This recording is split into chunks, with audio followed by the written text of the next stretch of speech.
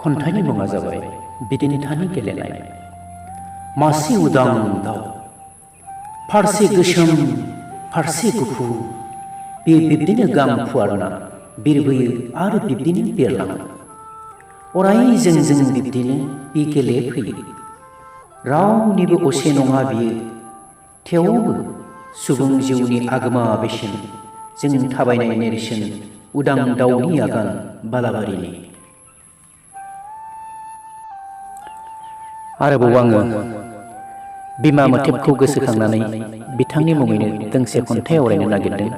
बे खन्थाइनि मुङानो जाबाय बिमा। बेखौ लिरदोंमोन 8/2/2000। बिमा सोदोमस्रिनि आगर फैयो, आइनि आखाइजोंनो एरखांजानाय, सिं बिखानिफ्राय बेरखांबोनाय मुहिनां थफिनाय बिबार। गेवलांहो बिसोरनो बिजों गेलेथों, बामजाना रोसोयै उन्दुलांनायजों गोरलैफ्रा नोंनि दौबायाव थाखोमानानै दं।